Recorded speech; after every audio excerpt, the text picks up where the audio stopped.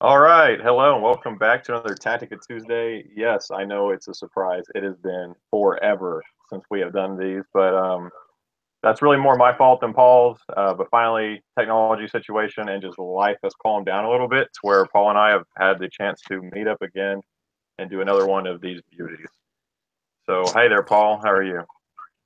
We're doing it live. We're doing it live. Yeah. What's happening? It's been crazy. I missed you all. Hugs and kisses for everybody. Um, so yeah, General's Handbook 2017 about to like just explode all over the Age of Sigmar universe, and we need to obviously weigh in on that and give our useless opinions just like everybody else is. So Right, yeah, because that was kind of world would not be able to function without our deep input on this. You know, they'd have to stop the press and GW be like, hold on. Paul and James have not yet talked about this. Sure, we've had Mitch who runs his mouth all the time, and we've had Vince and Tom weigh in on this, but nobody important has talked about this yet. I mean, I've got to say, I've got to give Mitch the highest props for the greatest speed reading and getting out there for a live feed as soon as information drops. Every single time there's new information lately. Definite props to him for being all over these things. We are not that all over it. In fact, I didn't read some of this until today. So, Same here. Same here. yeah. Obviously, this is going to have some pretty wide sweeping implications as to what it's going to do to Age of Sigmar. And their words, not mine. It's game changing. So, yeah, I mean, I feel like, we have some information. We can draw some conclusions at this point. I made a previous video a while ago when they first announced that they were going to be doing allegiance abilities for a whole bunch of other factions. I made some predictions about what factions would be getting allegiance abilities. I went back and fact checked myself. I got to be honest. I set a new record. I got less than 50% correct. That's pretty good. Yeah. I think it's funny that they're going to call this game changing because really the game's not that old, and the first one was game changing, and every update they've ever made to the game is game changing because it's a new game. It's not super deep like old editions of Fantasy or 40K or even Lord of the Rings were. So literally every time that you come out with something new, you change the rules of one because there were only three. Now there's five. That's game changing by definition. Yeah, I mean that right there. That is that's like a 67% increase in rules of one. I mean, that's just an absolutely impressive amount of rules. I do not agree with this. I may have to resort to open play. This is gonna force us to return to those old days of carrying an encyclopedia set with us for every game we play. I mean, this is getting so rules intense. I mean, I already roll up with 2 to 3 books every time I play already. So there's that. I just have it all on tablet, so I come light. Yeah, I mean, all I've got is the cell phone, and the cell phone is way too small to actually make that effective. Right. And to be fair, I feel like they're, before we dive in too much, they're kind of misadvertising because they're calling one of these new ones a rule of one, and yet it's really a rule of sixes. That is a fine point, sir. That is, yeah. So we in fact have 4 rules of one and 1 rule of 6. Yeah, that's fascinating. I give you major props, sir, for catching them on their semantical BS. And really another thing is too, don't they say in that rule, I know we'll go into it deeper, but don't they say this is an expansion on an already existing rule of one? But I don't recall one's always failing actually being in Age of Sigmar.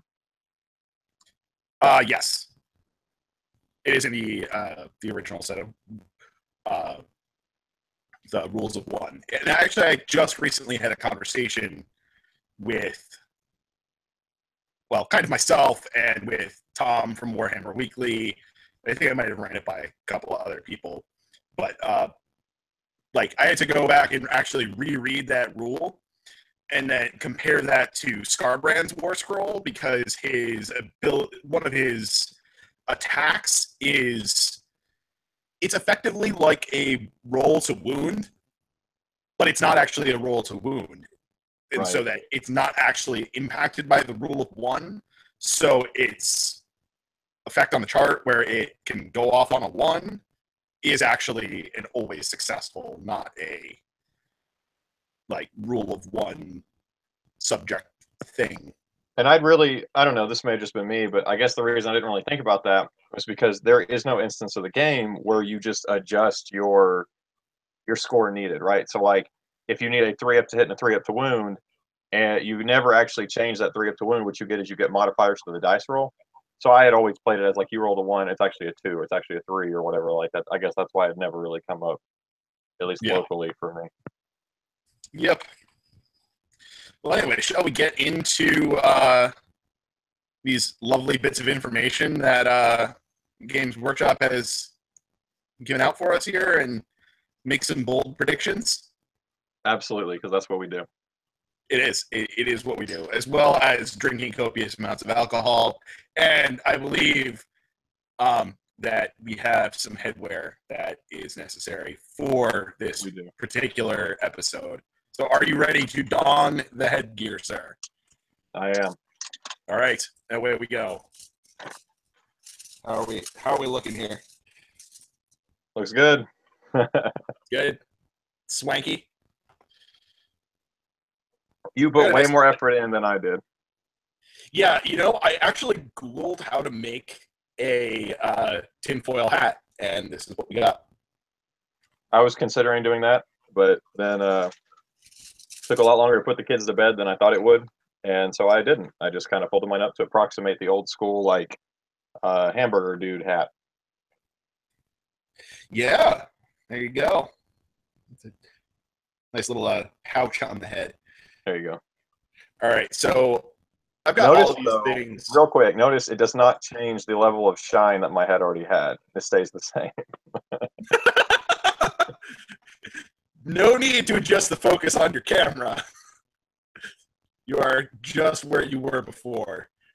So yeah, let's see. I need to do things like hit the... Can you lock things on me? I can do that. You just need to go to share. Yep, I'm working on it. I'm losing my hat. Gotta keep this hat on. It's important. Such a diva. It channels all of the creative energies, James. It also gets you 5 different channels for free. It does. You can get HBO on this thing. I've been like watching, getting all caught up on Game of Thrones. It's been great.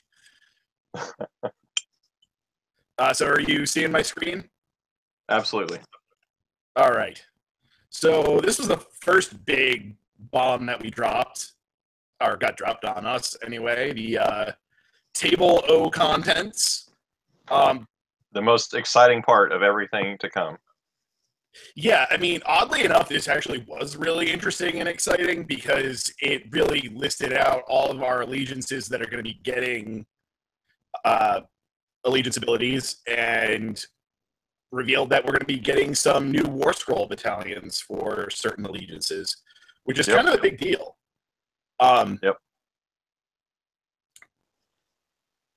Just comparing to like what my predictions had been,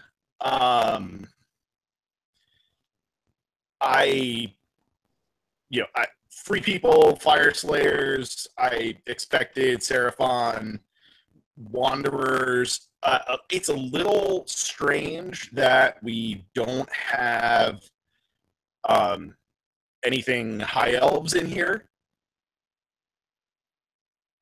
And I'd assume that's because they are supposed to be coming out by the end of this year, beginning of next year, is what I've been told. So if they get their own book release, which this obviously would kind of indicate to me, that's why you wouldn't see them here. Either that or High Elves just really got like the shaft in the ass again. I mean, I guess. That really is completely possible. Yeah. I think there's a lot of people out there, given like their reputation in past editions, that are just like really, really super happy that the High Elves have been getting shafted over and over and over again. It makes Tom sad. Yeah, they've gone from a tier 1 army to like a tier 3.5 army. Right. Like they're just not good. No, they're not particularly. I hear people all the time. They're like calling for it. I mean, other than other than death, it's probably the second most like the second most common army I see people screaming for an update for. Yeah, yeah. I feel like their aesthetic just kind of doesn't really work that well with Age of Sigmar. Like it seems to just It not doesn't. be like the direction they're going in at all. Yeah. Anyway, going down, I mean, the obvious omission of Nurgle kind of is soft confirmation on the rumors that we're getting a Nurgle book. Yeah. I was surprised to see Slaves to Darkness. I expected Slaves to Darkness to be just like the utility add-on afterthought thing that wasn't actually going to really be an allegiance unto itself.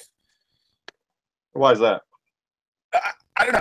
I feel like it's not really it's not like a faction you play on its own. Like it feels like all of the units that are in that really want to be supplements in other armies filling holes, not their own thing. Well, that discourages me because I was considering building an entirely Slaves to Darkness army. What I have basically been finding is, at least from like the perspective of playing Corn, like everything in like the Corn Bloodbound has like a better version of some analog in Slaves to Darkness. Right. So, like, why would I ever play any of those units ever? Makes sense. But that said, as we go through, we might actually have a couple of reasons for that. Skaven, I'm a little surprised that they're splitting them up by clan in here. And especially since it's just Skyr and Pestilence. Yeah. And not like any of the other clans that I would think that they would be a little more build aroundy. Well, Pestilence makes sense because they did have their own book. Yeah, Pestilence makes sense. I'm more in the camp of it seems like there should be more. Right. Like if they're gonna break it down by clan, it seems like they should have more. Right. And I feel like in looking at Death, like it feels like Death Rattle's missing. Oh, definitely. I was going to say that Death Rattle absolutely should be there, and I think honestly the reason it isn't is because such a large percentage of the Tomb King stuff has the Death Rattle keyword, and therefore can be kept within that and keep that allegiance. Yeah. And like obviously that boosts the power level and really makes of all the kind of of all the kind of currently produced allegiances, Death Rattle is by far the largest and most complete. Yes. So I mean, like I guess there's. I'm happy about them. Like it's cool. Like Nighthaunt may be the most useless one they've ever made. I mean, there's literally 4.5 units in that faction, and I say a half because they have the Black Coach, which no one will ever play, especially if you're playing a Nighthaunt Allegiance pure army, because the only way to make it even halfway decent is to have a bunch of wizards just casting their spells on it every single turn to buff it up, and even then it's still garbage. It's just less garbage. It's no longer flaming garbage. It's been extinguished. But Nighthaunt has Spirit Host, Hex Wraiths, Banshees, and Karen Wraiths. So the two heroes are 60 and 80 points in the old edition. They might change in this one. And then the Hex Wraiths are 160, and the Spirit Hosts, I think, are like somewhere in the neighborhood of 100. I can't remember. It's been so long since I've played them. But I mean, they get similar to Stormcast abilities to Deep Strike, but you have 4 units, and none of them are that spectacular. Yep. Yeah, seems like a waste.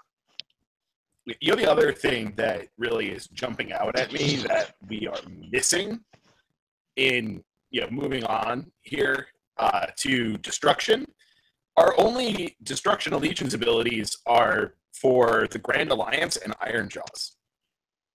Right. And we have the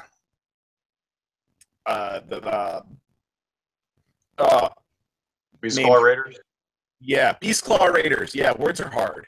And the Savage, the Orcs, what they became. Yeah, the Savage Orcs. Yeah. So we have absolutely nothing that applies to any grots at all. Right. Much to the dismay of, what is it about every army that Tom plays that just gets crapped on?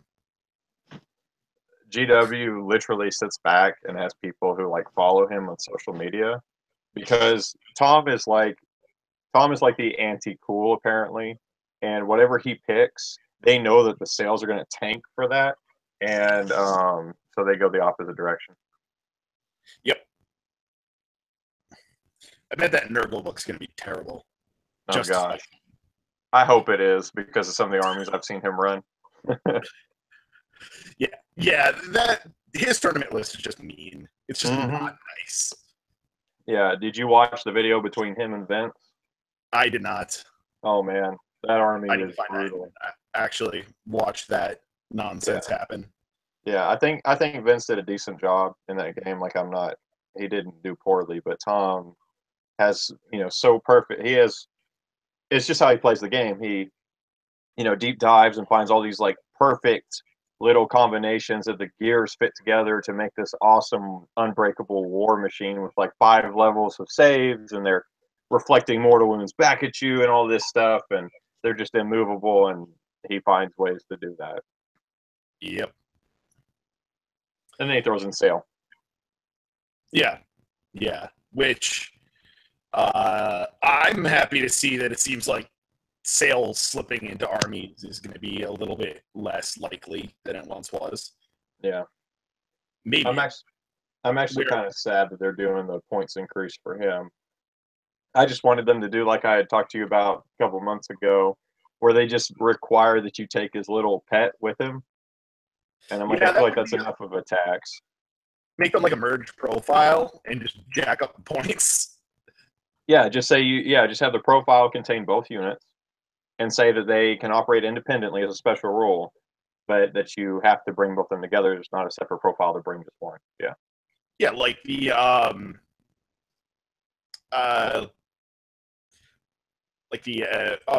the warrior priest and the Gryph-hound and whatever the Stormcast thing is in Gryph-hound. They operate in a similar sort of way. Yeah. Or even not dissimilar to like an artillery piece, like a cannon. Like you can't just bring the cannon without the crew, and you can't just bring the crew without the cannon. Like, just have it almost like that. Yep. So this is what our new army composition is going to be looking like. And we found out more about how allies are going to be working. Just eyeballing the math on this, your army can be up to 20% allies. And nothing else has changed on this chart that I'm aware of. Well, if you look at it, it's about 20% until you hit 2,500, and then it's still 20%. Oh, you're right. I'm sorry. Yeah, math is hard. But I don't think anything else on this chart changed. You're right. Yeah, I don't see anything else that did. The interesting thing, though, that we're gonna see shortly, though, is I think. Except, did the behemoths go up? I don't know.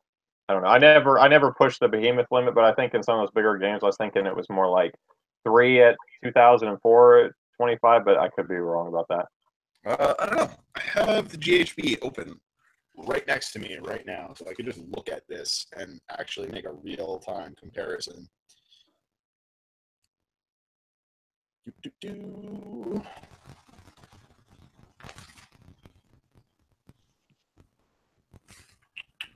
Yeah, no, the rest of this chart's exactly the same. Okay, I just wasn't sure. Yeah. We can all see your wife harassing you, by the way. Yeah. Let me just close Facebook just in case anything nefarious happens to pop up there. Yeah. So,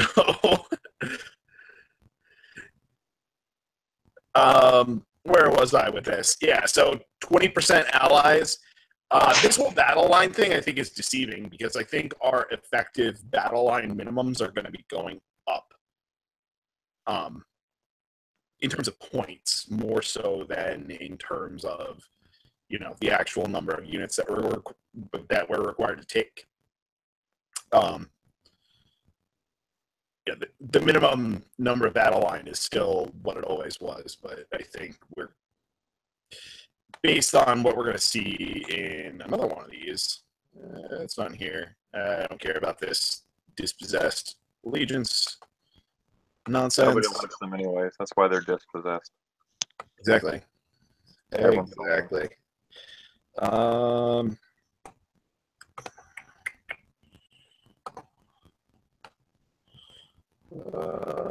This is the thing that I found really interesting was this increase of minimum unit size on clan rats. There's been sort of a lot of speculation going on about this. But I think that this might be the signal on a lot of units that, the things that were low point value for a minimum unit size, like especially like the 60 points battle lines. I think we're going to have no more 60-point battle lines. I am pretty confident I don't think we're going to have any more 80-point battle lines either. I could see that. And, I mean, this is obviously a very small amount of information to go on, these 4 units being pictured here. But I would assume that any unit that is designed to be a swarm is going to have this increased minimum. And most of them will have an increased maximum, too, from what we've seen. So things like zombies, like, honestly, it never made much sense to bring 10. I mean, it made sense from a strategic, like, I'm trying to bring the minimum I have to just kind of fit this into my army. But from an actual in-game perspective, it made a little bit of sense just to be a meat shield, but it was never anything beyond that. And from a narrative purpose, it didn't make a lot of sense. Yeah. And I wonder if the deciding factor is going to basically be that abundance of units that's out there that gets bonuses for having lots of them. Yeah. Clan Rat's definitely one of those. I wonder if that's, where you have a cheap, battle line, or formerly had a cheap battle line that was like, 10 for 80, 10 for 60, and then like escalated up, and got bonuses for having larger sizes. I think you're going to be forced into a minimum size of like the first tier. The first tier of bonuses. Yeah. And the other interesting thing that I haven't heard anybody else mention about this yet, so I'm going to claim originality on this one. This also changes not only what your minimum unit size is, but it changes what denominations you can take these units in. Right. Like, you can't take 30 clan rats without paying for 40 anymore. Right. So I think that's an interesting change. Yeah, I'm not a fan of that. Yeah, I'm really not a fan of that either. I'm not sure I necessarily want to go back to the old, like, points per model thing that they used to do. But, buying units in this kind of bulk just seems a little off. Right. And, I mean, I don't think it'd be too difficult for them to literally print somewhere in this, like either on the War Scroll or something like that, just saying, for clan rats again, for example, because we can actually see them here. You have to buy a minimum of 20, but then for each 10 that you buy, it's 60 points per 10. Like, that's not a huge, imposition on them. I mean, they've certainly printed far more than that in unit profiles in the past to describe how you paid for units and all. And I'd rather see that, especially because so many abilities trigger on these like kind of horde based units at 20 and 30. And Yep. every now and again, you'll have one that goes up to 40. But Oh, yeah. I really hate to see it where it's like, I mean, it's a gamble, obviously, to ever take something at 30 that has an ability trigger at 30 because you lose one and suddenly that's gone. So I don't really like it whenever in Age of Sigmar, Games Workshop kind of tries to build in almost like a safety net or training wheels for a player who might be newer or might, kind of want to take that gamble and then take away the option for that. I don't really like that. Mm-hmm. Because that's a risk reward. In my craw is that Free Guild Guard, their ability should, without the rules of 1, allow them to go to 1 up to hit, simply for having a mass size of the unit. Right. But the rule of 1 prevents it. Yeah, I mean, honestly, I'd argue, I'd make them actually give an FAQ on it because I would argue in your favor, saying that whenever you roll a 1 on that die, it's not actually a 1, it's actually a 3 or whatever it might be because of the modifiers. But yeah, and I think it's one of those situations where I feel like the rules of 1 need to be the baseline rule, and anything in a War Scroll overrides it. Right. So, I think you should be able to have a War Scroll that makes stuff hit on a 1. Right. It. Or that makes something impossible to hit because maybe the guy needs a 6 to hit, and then you give a -1 to hit, and they just can't hit. I'm Right. okay with that. I mean, that's not a common occurrence. It's not easy to do, and I've literally never had that come up in a game, and I'm like, if that wants to be a corner case to where a perfect storm scenario happens, fine, more power to you. Yep. So we got the new rules of 1 as well while we're bringing up this whole rule of 1 issue. I really have a bone to pick with this 4th rule of 1, but sure, whatever. Yeah, I'm not sure, it feels like the only times that this comes into play, this was written into the rules of a War Scroll to exactly be like that on purpose. Yeah. It's not like this is doing something abusive. This is doing something that's a special rule on a War Scroll. Yeah. And it's just dumb because, you rarely ever had the ability to just re-roll.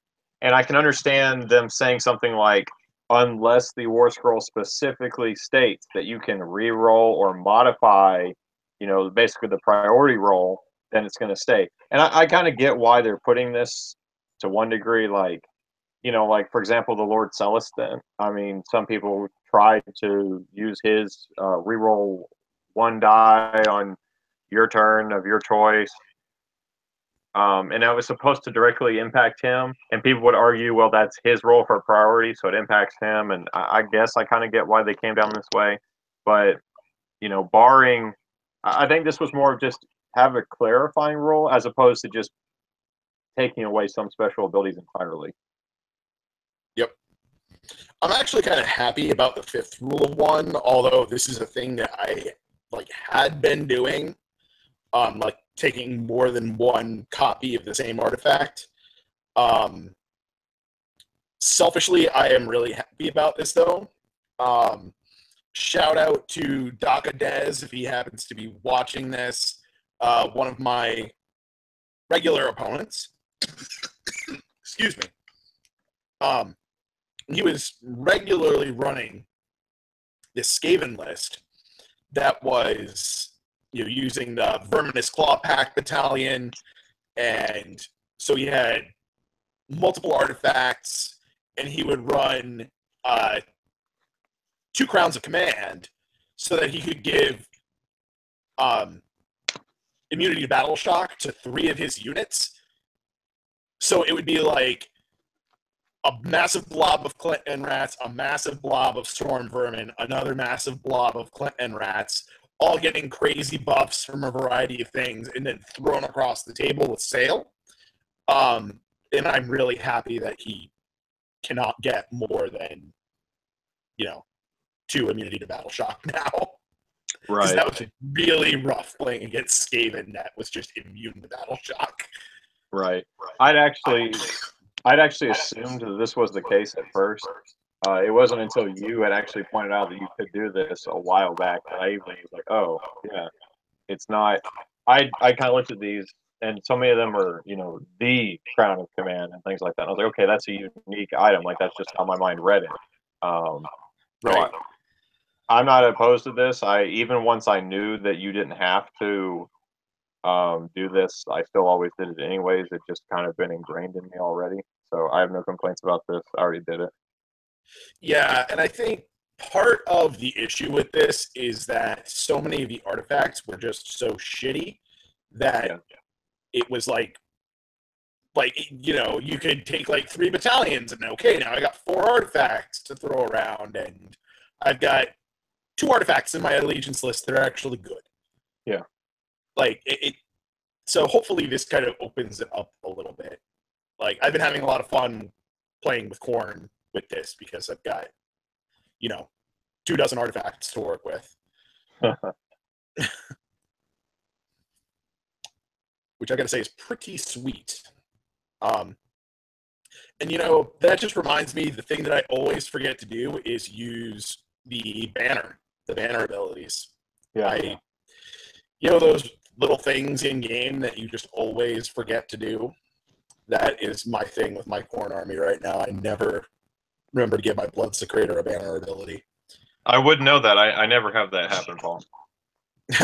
Ever. Never. You never forget any of the rules for your army. I never forget anything. No, I'm joking. I like this loads more battle line if.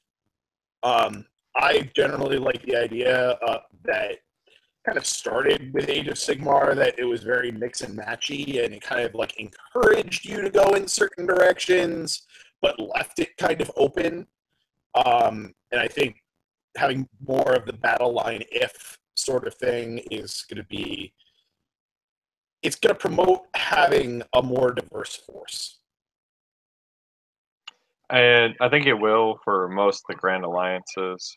I think for Death Grand Alliance, this will just further kind of separate the intelligent players from the stupid players. And the stupid players will take this and they will say, oh my goodness, I have even more of a reason to run Soul Blight only. Or I have even more of a reason to run Death Rattle only or Night Haunt only. And oh look, I get 400 points of allies. That's amazing. And then all the people who actually understand how to play Death competitively, and we're going to be on the other side like, yeah, this means nothing to us. Yep.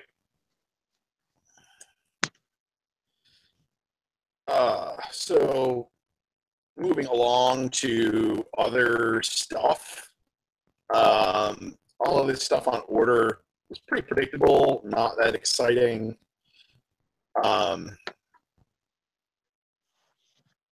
Like there was something interesting in here.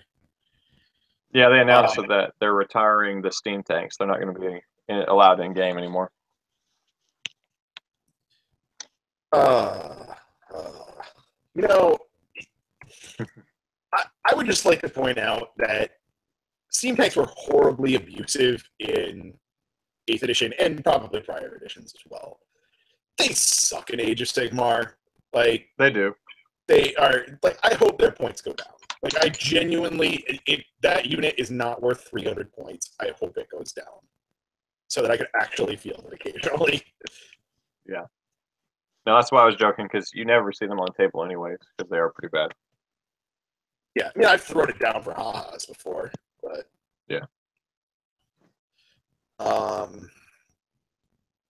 Like nothing. Really I do like that. You just passed it. The stubborn to the end. Yep. I like that.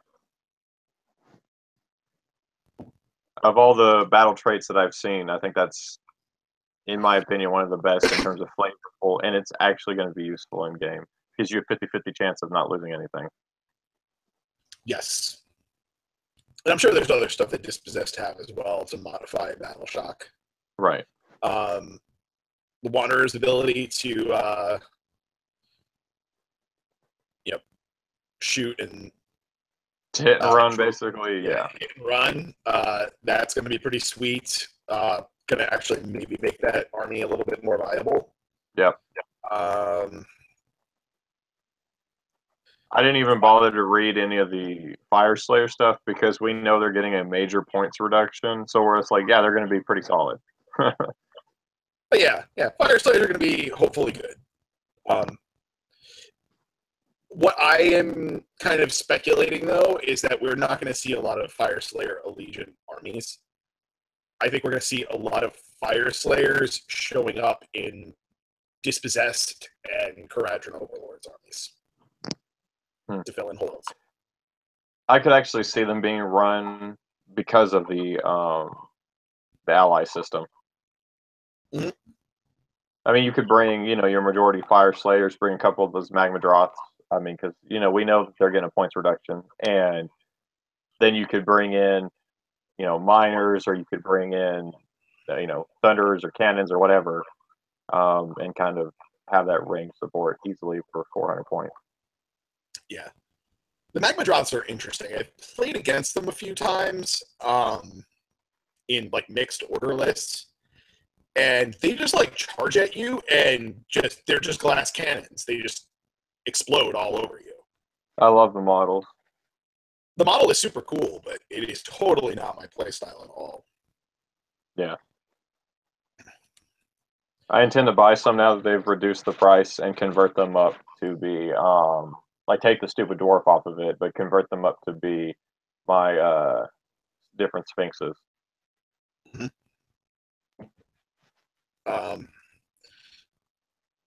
Quarter battle trait, having that slight tweak of being instead of being within a bubble of your general or within a bubble of your hero, it's now your whole board can just reroll Battle Shock, which is pretty decent. That's surprisingly solid. There's a lot of situations where all you need to do is not roll a 6 and you roll a 6. And Order has, other than things like Seraphon, has lower Battle Shock, I guess, too. Because, most free people is what, 5 and 6s? Yeah, but that is true. But specifically for free people, there are so many things that modify it. Right. All of the banners give you +1. All of the battalions give you +1. Your general gives you I think it's a 24-inch bubble of rolling on 2d6 and taking the lowest. All of your knights ignore Battle Shock if only one model is slain. All of your infantry completely ignores Battle Shock if you roll a 1. So if you combine stuff together, your infantry units get to roll 2d6, take the lowest, re-rollable, and ignore Battle Shock on 1s. Right. So, they're almost immune to Battle Shock. Pretty good. Yeah, it's one of those things that's, surprisingly good that people are wait, you're puny humans. You're not losing anything to Battle Shock. Why? Right. I have found playing with free people that I do well often because people don't know what's coming. They right. It's not a common army to get played. It's not an army that gets talked about a lot. It's not an army that does really sexy things. Does its thing really well. It's a solid tier 2 army that will totally pants you if you are not prepared for what it can potentially do. Yep. I've only played against them twice, and fortunately for myself, my opponent literally forgot about certain units I had on the table because I would hide them behind terrain after I moved them. And so I've killed the generals both times I played them really, really, really easily, and then they just fell apart. But I mean, any army will if you kill the right unit. Yep. What do you think of this Ironjaws allegiance trait? I think it's fluffy. I completely agree that it is very fluffy. I'm not particularly impressed. I'm not saying it's a bad ability, but I think it's really going to come into play in the late game, and that's when I think it'll be powerful. Like this ability early on will mean next to nothing to you because it's just not going to happen a lot. But once the game's worn on for a little while and the armies start grinding each other down, that's where this will actually like kind of carry its weight. Yeah. I think this is, for me, this is like soft confirmation that we're getting a big change to the Destruction Grand Alliance ability.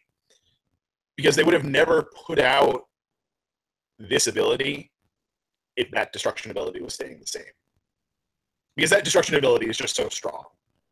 This Ironjaws ability is definitely not as strong as just getting an extra D6 or D6 plus 2 movement in the movement phase every turn.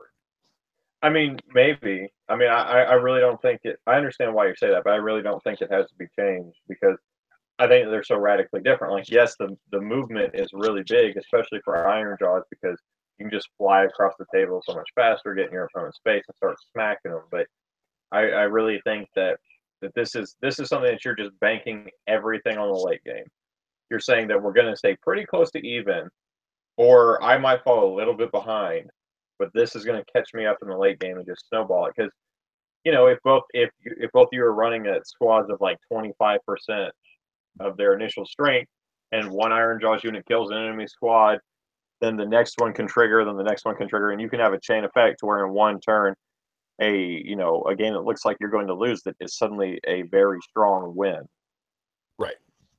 You can go from being on the brink to tabling your opponent very quickly with it. Right.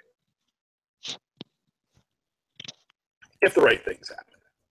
Right. That's an entirely late game ability. It's hardly ever going to come into play early on. Let's see if there's anything else interesting in here.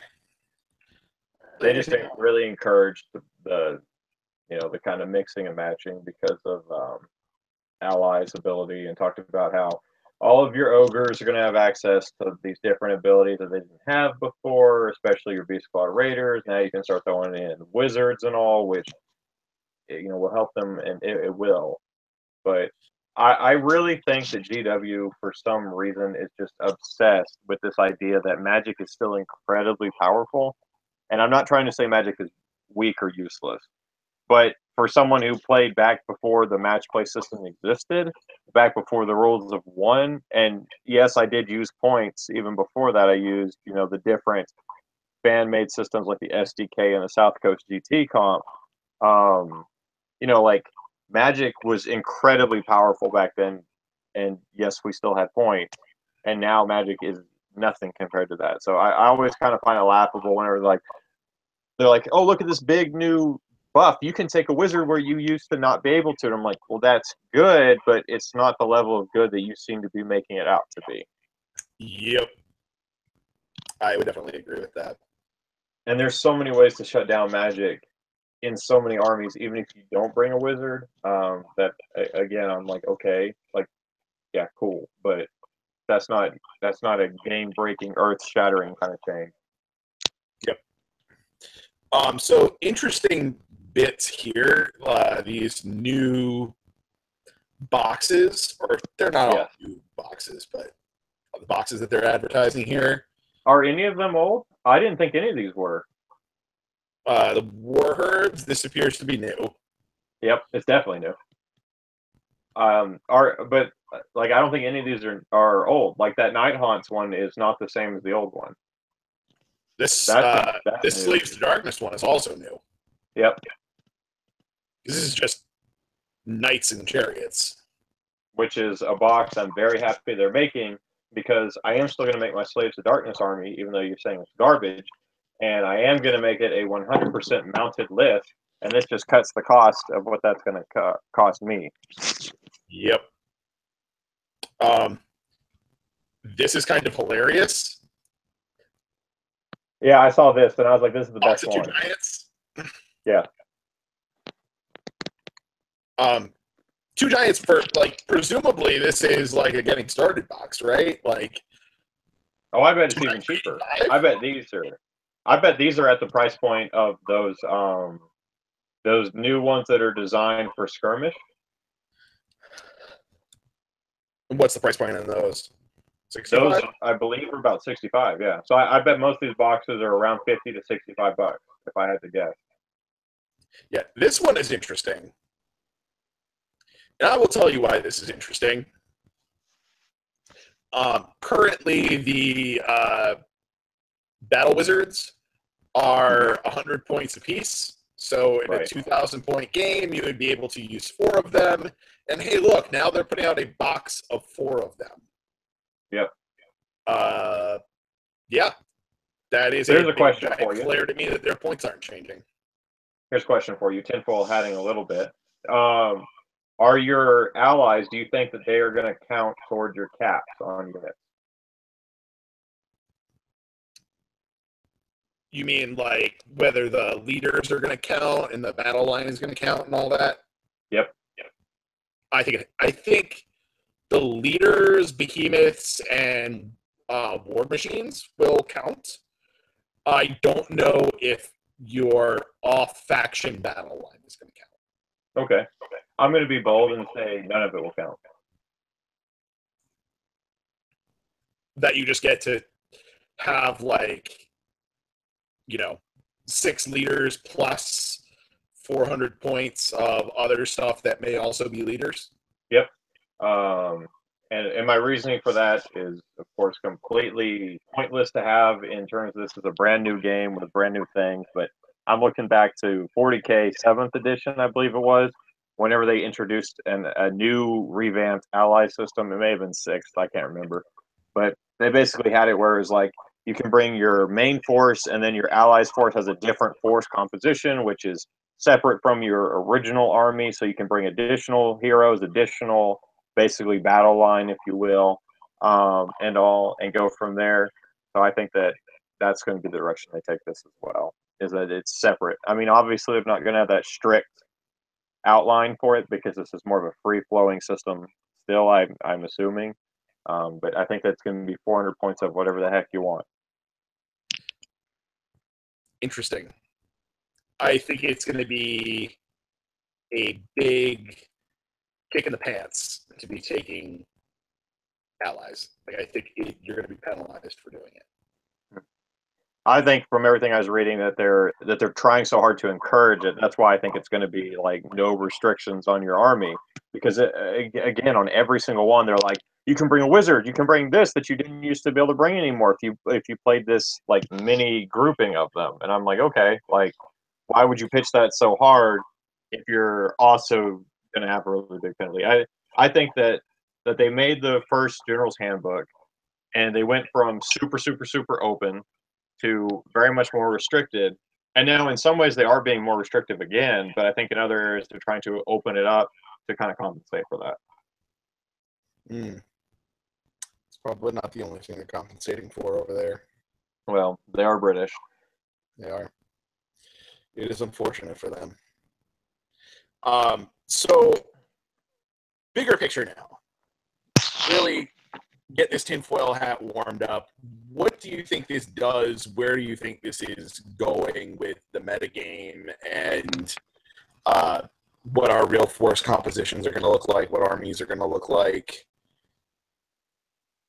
Well, I think that obviously we're going to see more models on the table in general, which I think is fine if you're going to just go to, your local shop and play like a weekly game against one opponent, maybe 2, or just go with your friends and play basically a pickup match play game. I think it's fine. Like, I already do that. I run a super model intensive army almost every time. I normally have upwards of like 150 models in a 2,000 point game on the table, like somewhere around there. but almost always exceeding 100 models. It's rare that I bring less than that. But what makes me wonder is how this is going to impact tournament scene. Because in so many of the really big tournaments, you have time limits, right, for these rounds. And so I've seen a lot of times tournament lists whenever I've just discussed lists with people like Mitch who are going to a big event, and they'll say, okay, I have 2 hours, 3 hours, whatever it is, to get this game done. And if suddenly you're having to bring more models to the table, and you're not as readily available to bring 30 zombies for your battle line, your 3 battle lines, and then a bunch of monsters and some heavy elite infantry, like how is that going to impact the length of games in the tournament scene? Are we going to see tournaments have to adjust and say have less games in a weekend or in a one-day event than you otherwise would have, because maybe you have to increase the length of the average game from just, I don't really know what the average is at all these tournaments, but let's say it was 3 hours to 3.5 or to 4, because you have to compensate for players moving so many more models every single turn just to meet their battle line requirements. The other option along that vein is that tournament point levels may go down, which would be a shame, in my opinion. Like, I don't hate Age of Sigmar at small levels, but I think its sweet spot is 2,000 and 2,500. Like, anywhere in that range, I love. I've played a few 1,000 and 500 point games. Nowhere near as much of a fan of it. You're, in my opinion, too restricted. You can't bring the big, fun toys. Like, Timmy cannot be happy in a 1,000 or 500 point game. Oh, no, not at all. I got to say, I dropped Scarbrand on the table for the first time last week. And oh my God, he is just 400 points of beauty. And you can just, that is not manageable in a 1,000 point game. He brought out your inner Timmy? Yeah. What I love so far about Scarbrand is that he satisfies Timmy and Spike. He's like a big badass model that does big crazy things, and he's actually good and fairly efficient for his points as well. Right. And even like the worst case scenario where you get your opponent go crazy focus fire and on him and takes him out pretty quickly, and he doesn't really ever get to do anything. That means that your opponent wasn't focus firing on other important stuff in your army, so you get to just kind of march the rest of your army unhindered across the battlefield and go rip them apart that way instead. Right. I'm hoping that with the point changes and all, and with a little bit of the change in the format to where you have to bring more battle line, which means in most cases there's probably less shooting on the table. Some armies do have battle line shooting options, but not everyone does. Where we're going to see a little bit of a reduction in terms of these kind of specialized units. I think we're going to see a lot more of. Honestly, I think it's going to make a lot of games go back to a little bit more. And I hate to kind of draw this comparison because it's not going to be the same, but it's going to more closely resemble older editions of Warhammer, where you're going to have more of like a shield wall clash at certain points in the battlefield, because that's what most armies' battle lines do. Now, obviously, expanding the battle line units, if you play certain factions pure, will help alleviate that some. Like, I think that they've kind of seen that coming, but I don't know to what degree, because we obviously haven't seen all of the armies' expanded battle line choices yet. Yeah. And I wonder how many things are going away as battle line or dropping from standard battle line to battle line. I would guess very little are going to go away entirely. You might see a few things drop the battle line but didn't most armies only have somewhere in the range of like 2 to 4 or 5 battle line choices in total? There's a few exceptions, but I'm saying most. Yeah, I'm used to thinking about my Free People army and having let's see,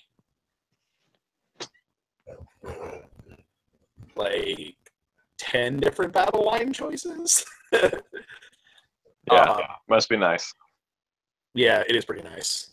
It is pretty nice. It's terrible.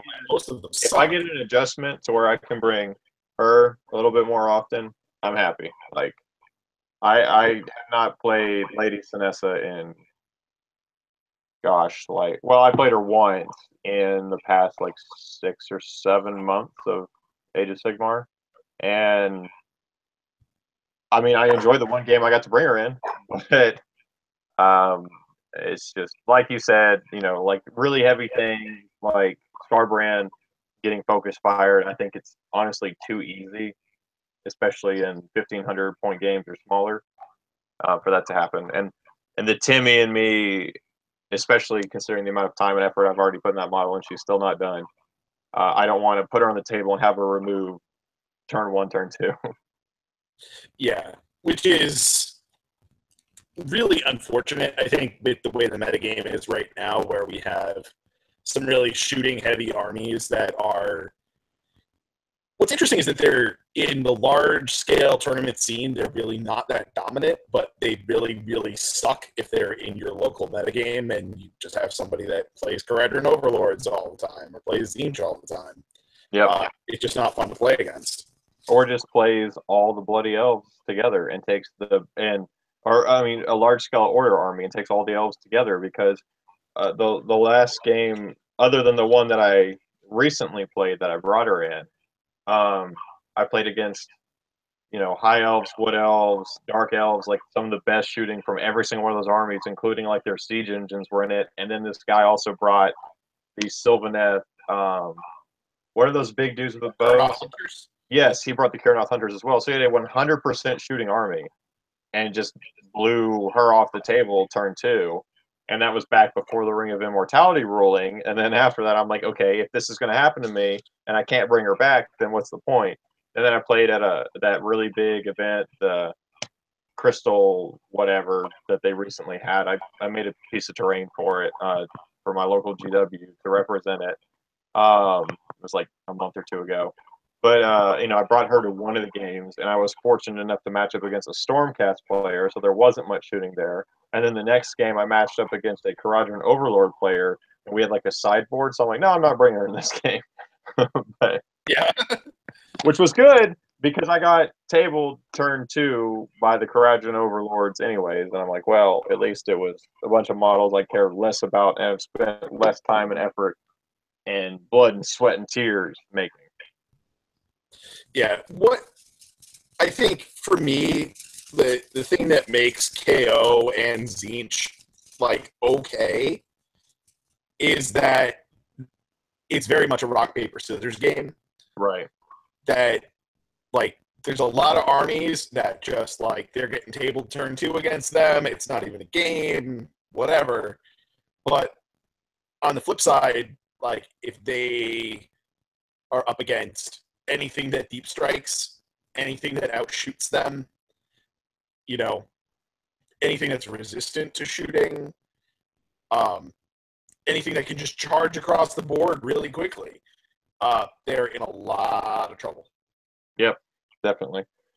Which unfortunately doesn't help me, but I definitely understand that's why they aren't as good in the tournament meta. Right, and that's the same thing too with why the Beast Claw Raiders were initially really successful, but they have this major problem where they just can't put enough model count on the table to win most scenarios. Right. And so they end up with a lot of like minor victories, and that doesn't add up to top tables. Right. So, now that we've kind of talked about like at least what we think force composition will look like, I want to take this even wilder. Okay, who are going to be like the top three armies in the new match play system, especially considering that we have, I think they said 6 new scenarios that are going to be kind of like in the standard cycle.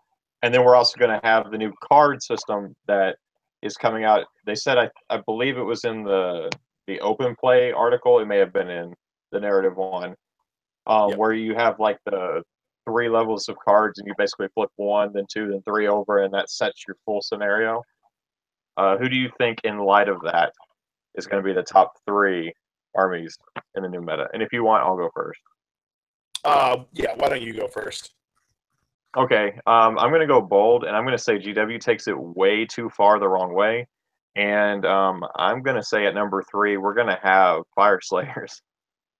And that's only because of the ally system. I think that the ally system is going to be completely free flowing. It's going to be like, hey, you take whatever the heck you want for these points. They don't affect your battle line. They don't affect your heroes. They don't affect your war machines. Anything else. Take whatever you can fit in that. So I think Fire Slayers are going to get such a massive points reduction that they're going to basically be like the Tomb Kings. And I'm not saying that their units are going to be that level of powerful. I'm saying they're going to be that level of undercosted. GW is going to like have swung the pendulum too far the other way. And so you're going to see a lot of these Fire Slayer armies that's like, okay, this model was, or this unit was 200 points, and they really should be 150. Now they're 80. And it's gonna you're gonna have a lot of instances of that, and you're gonna bring things like Paradron Overlords or Free People or whatever else with those ally points, and you're gonna bring nothing but shooting, and you're gonna have these beautifully balanced armies of undercosted, super strong melee units for their points, and you're gonna have really, really, really strong firing squads to back them up, whether it's artillery support, whatever, gunline squads, and that's gonna be what carries them on a lot of the top tables. They're gonna be super, super, super viable in almost every scenario. Yeah, I mean, I would think that because they basically screwed the pooch on releasing them to begin with, like they were probably the biggest flop out of all of the armies that they've released. Yep.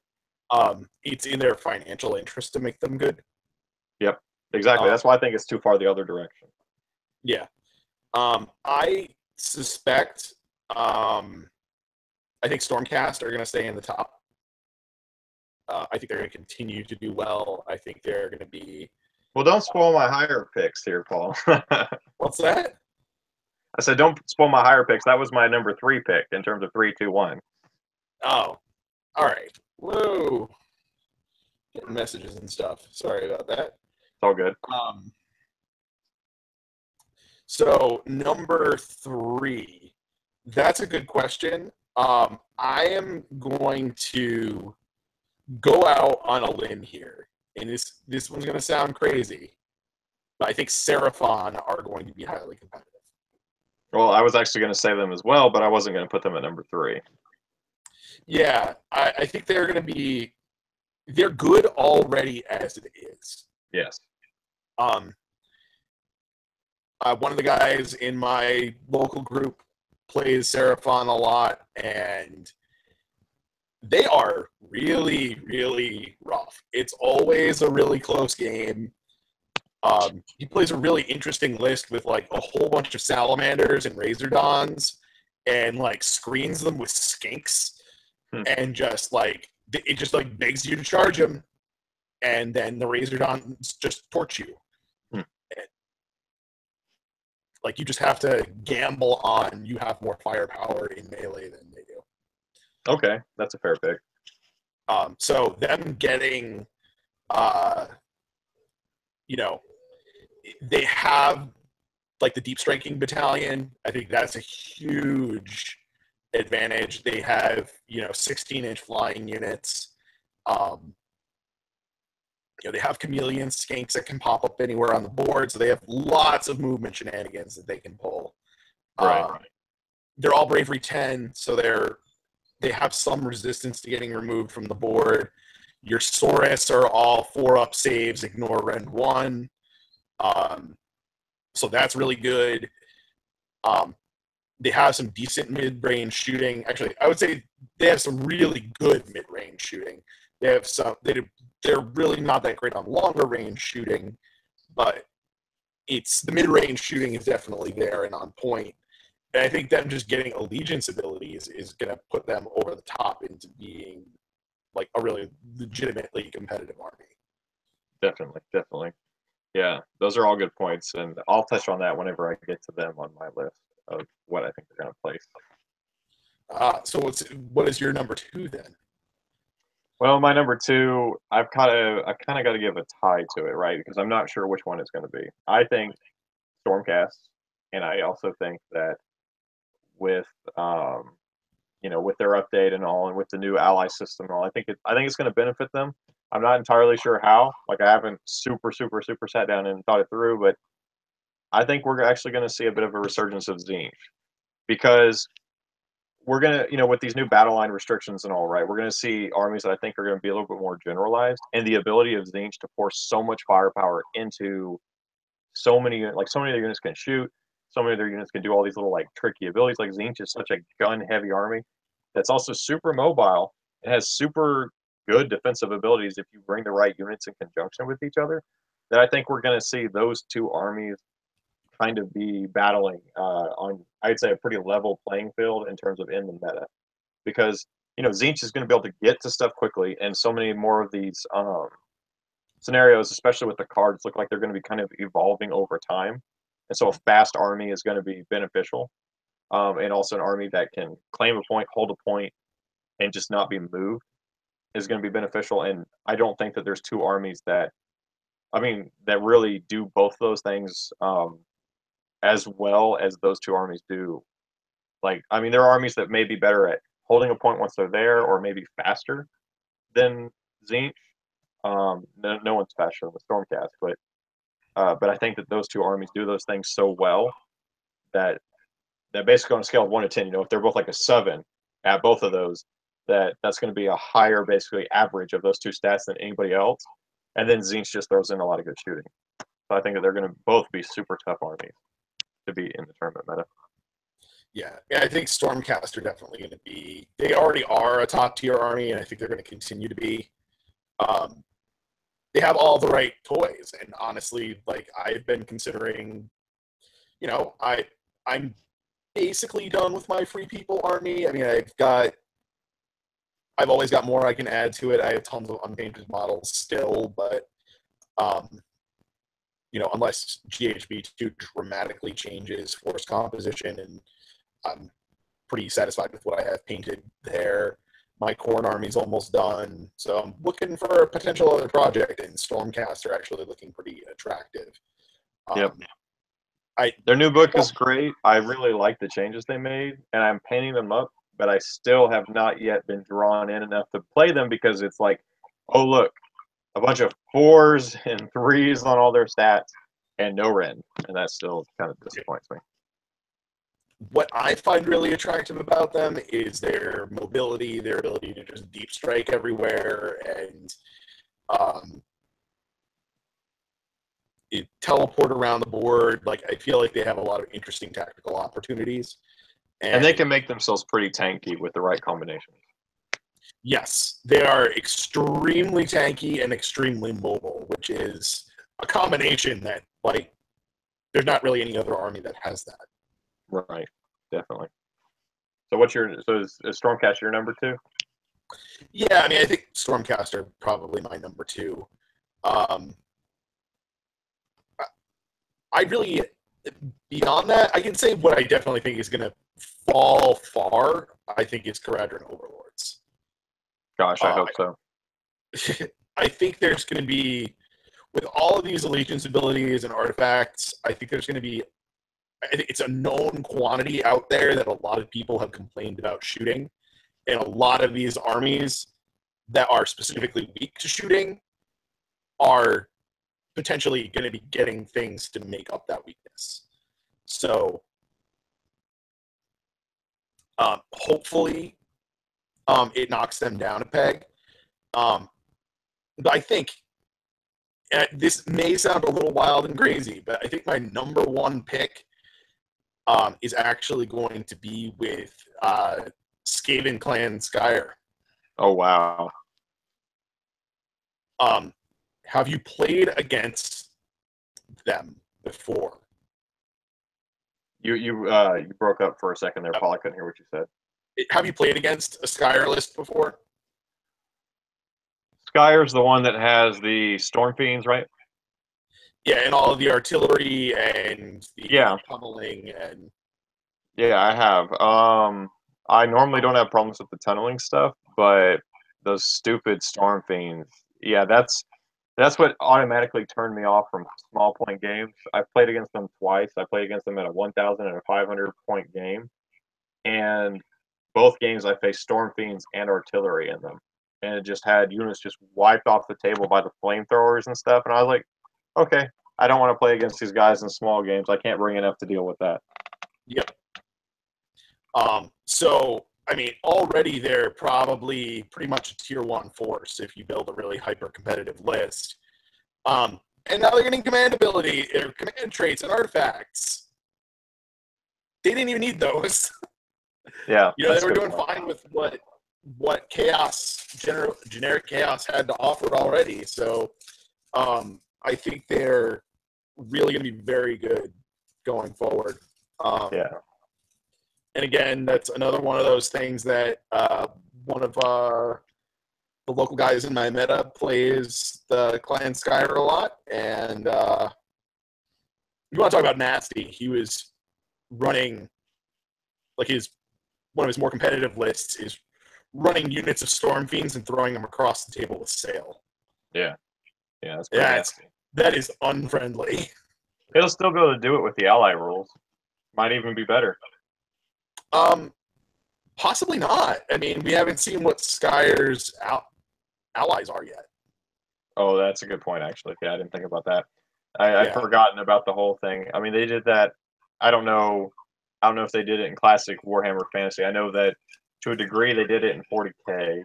They had basically a list of, like, these are your closest allies. They basically count as the same faction to you. These are your ones that you have, like, a penalty if they're within a certain range of you. These are the ones that are the worst one, which is like Come the Apocalypse, where they just don't trust each other. They count as an enemy force for a lot of, special rules and all. And then in Lord of the Rings, they did a special thing as well, where it's like this faction can ally with A, B, and C, but not X, Y, and Z. So we'll have more of that, I think. Yeah, I'm very curious to see how that, I feel like, is like the real wild card in what the future meta is going to look like, is what different factions are allowed to ally with. Yeah, that's a good point. I'd completely forgotten about that restriction to your allies in terms of within your own Grand Alliance. Yeah, I think if Khorne is allowed to have allies that have good shooting, you may see Khorne hit the top tables. It's possible. I mean, what other than Skaven within Chaos has, and of course Tzeentch, but I can't see Tzeentch and Khorne being allowed to ally. I completely agree. Like, I don't think that that's going to be a thing. So what other than Skaven and Chaos has good shooting? Skaven and Skaven. Okay. So if they're allowed to ally with Skaven, we could see Khorne be pretty strong. Yeah. Yep. Yeah, it could be strong. I don't really see that actually happening, though. I have a feeling that Khorne is going to have some wacky restrictions. Like, I think you're going to, like, not be able to take wizards or, like, just, like, odd, quirky things like that. Like, I hope that they don't just limit it to, like, faction-specific keywords that, like, Khorne can't have a wizard in its allegiance. Right. I can see it. What would be cool? I would love to see the celestial keyword actually matter somewhere. Yeah. So I would love to see, like, Stormcast would be a perfect candidate for it, that they can ally with anything celestial. From what I understand, I think it was actually one of the articles they mentioned that Stormcast can ally with literally any other Order army. Like, that's one of their special abilities. Yeah.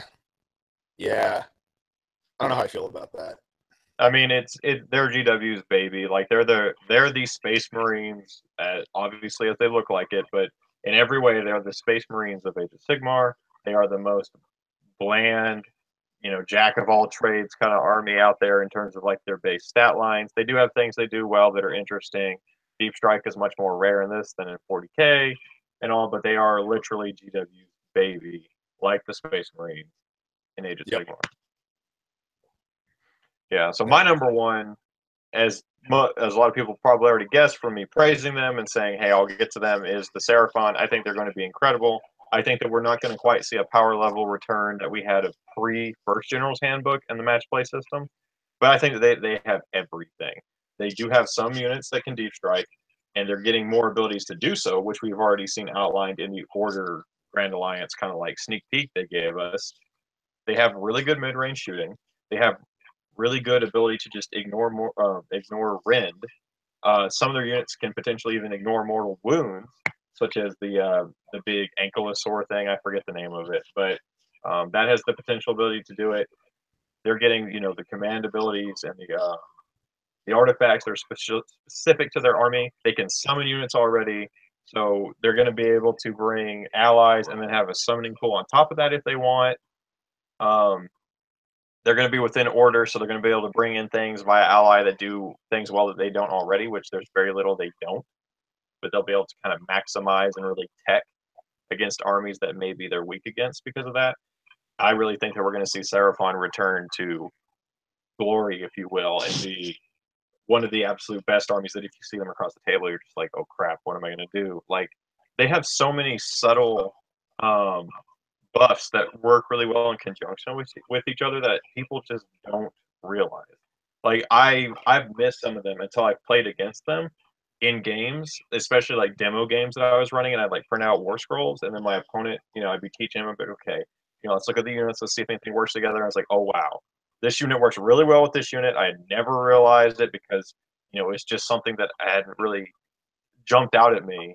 And for example, I think it's the Scar Veteran on Carnosaur works really well with their standard Saurus Warriors because their Saurus Warriors get like bonus attack. And then I think it's the Scar Veteran gives them like, and if they have larger squads, they get bonuses on their to hit rolls. And then Scar Veteran was one of those things that's like they get an additional attack on a 6-up. And so it's like, okay, well, your Saurus Warriors went from 1 attack to 2 attack each, and they get a +1 to hit. So now they're generating extra attacks on a 5-up, and you're rolling 60 dice to start with. Like, there's so many ways that the Seraphon have really kind of tricky abilities to buff themselves within their faction and do things that other armies like Death or the Skaven normally can do with their swarm units. But the Seraphon do it, in my opinion, better because their swarm units are naturally tougher than most of the swarm units in these other factions. And because we're seeing these kind of like minimum squad size increases, you're going to see more instances of that in the Seraphon. And that's why I think they're going to be the team to beat going forward. Yeah, and I think you're also one of the things we're going to see, I think, in the minimum squad size for battle line, like where it's going to increase. You're going to have a lot of instances like where you have an army like the Seraphon where they're going from like, okay, I'm not going to take skinks anymore because now I have to take a squad of 20 instead of a squad of 10. So it's a better deal for me to take Saurus, which you're probably not going to get increased to 20. And now you just have tougher battle line crap that you have to deal with. Right. Like Seraphon point-wise probably do, for the most part, fall in that kind of sweet spot where their minimums will probably not be increased. But even if they are, like I was just saying with that example, the Saurus Warriors, I don't think that hurts them. Like, I think that helps their players because then some of those, in my opinion, less obvious than certain other faction synergies will really come to light more. Yep. And I think what jumps out at me from our general conversation about, what the winners are going to be, the obvious losers to me are in general death and destruction. Seem like they're not going to be getting a lot of love out of this. I mean, are you really surprised? Like, Death is like the whipping child of the redhead stepchild of GW. Like they don't even like them. And Destruction is the child that they like a little bit more. They kick them a little bit less, but they still don't like them either. Like they still let them live in the house, but they're more of like the Cinderella, if you will. Like they let them sleep by the fireplace. Sure, they may be covered in soot or whatever, but at least they're inside from the weather. And Death is just outside freezing in the cold and the rain, and like GW doesn't even care. Yeah. I feel like Ironjaws need another release. I feel like Death needs a bunch of other releases. Yeah. I mean, I have a whole video, which I'll probably link below just because I feel like it, and I like the rant that I did. It's talking about how, like, nearly half the army is not even produced anymore because Tomb Kings are gone. And then of everything that is produced, like 70% of it is less than truly competitive. And this whole ally system, I think, is going to just highlight that even more in depth. And then you're right, Ironjaws has what, like 5 or 6 units in total? Yeah, I mean they have like 2 actual like squad units and some heroes and a monster. And then they That's have it. their cavalry, which are the really Oh cool yeah. looking giant boars, but they're terrible in game. Well, they're not that terrible. I have this They're same terrible. conversation about Mighty Skull Crushers. That like Skull Crushers feel like they should be a lot better than they are. And I think the same thing is true for God, I can't remember that stupid unit, but the boars. The giant Um, pigs, yeah. yeah, like they feel like they should be better than they are, but then you look at how many points they cost and you realize that they're actually pretty decent for their points.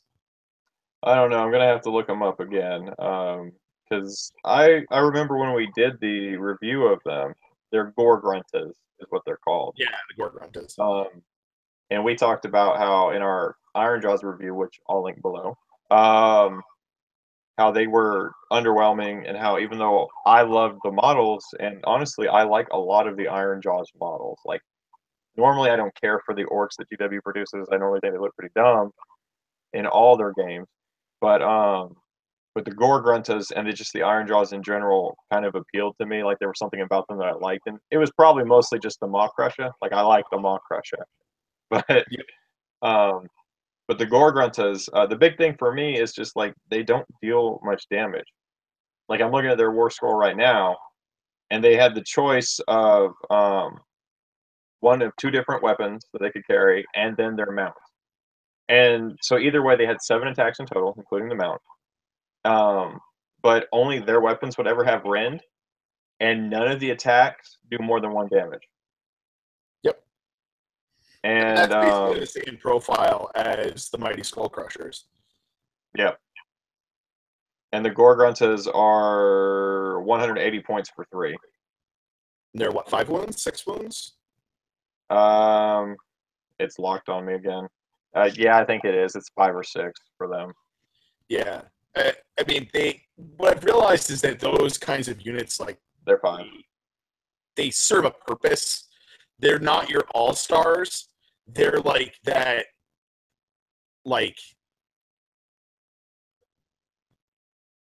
I don't know. If you think about it, like in like terms of like a football team, like they're like that really good lineman.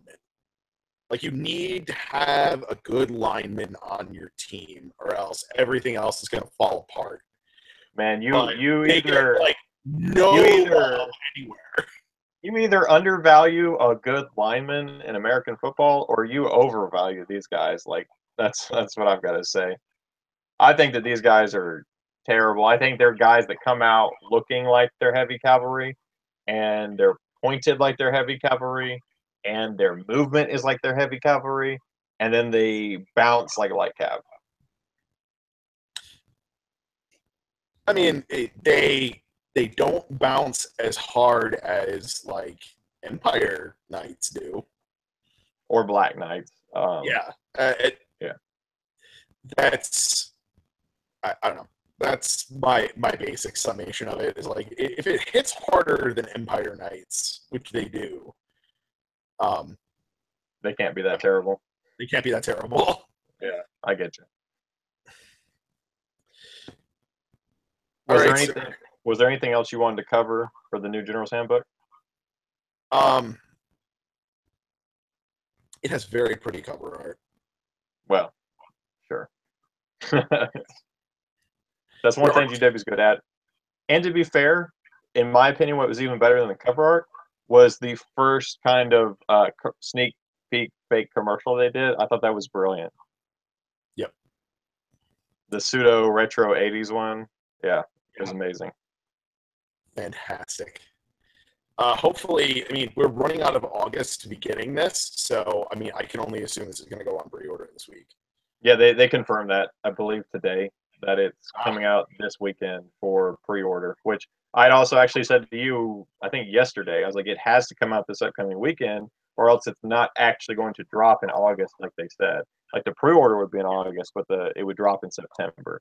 So, yep, they confirmed it, which, like I said, I expected as much. So good for them. We're finally going to get it.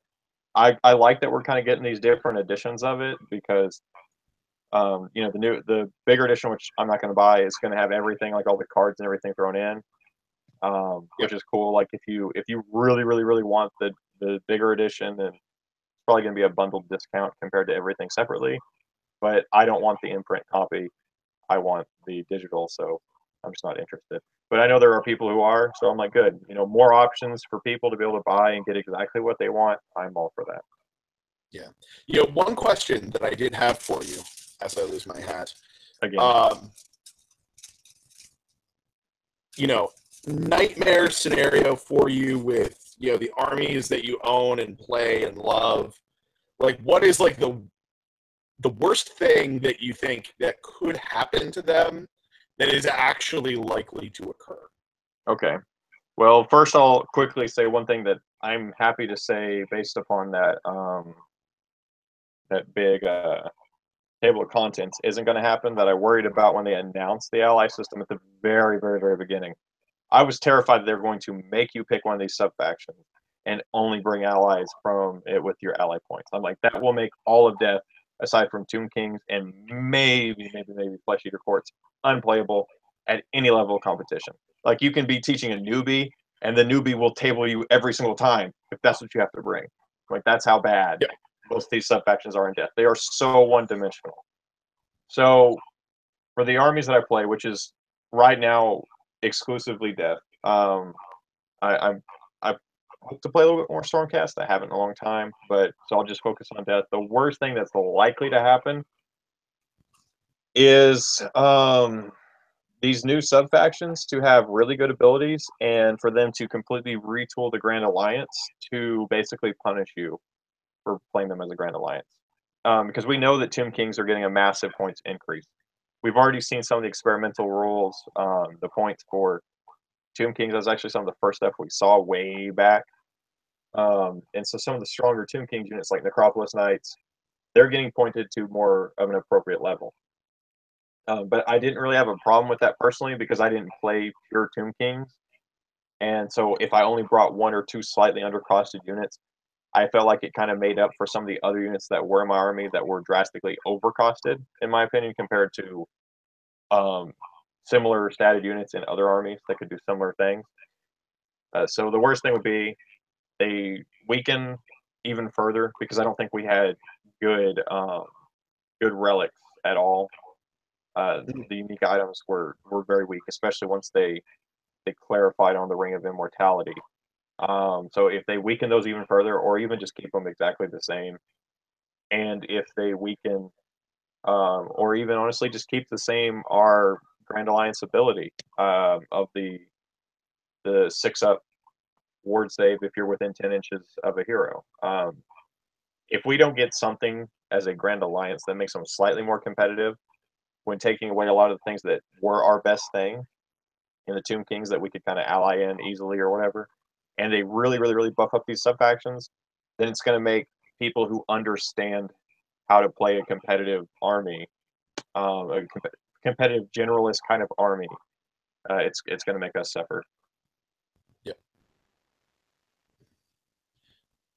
I can tell you my number one concern with free people is that our battle line is going to be increased in minimum unit sizes.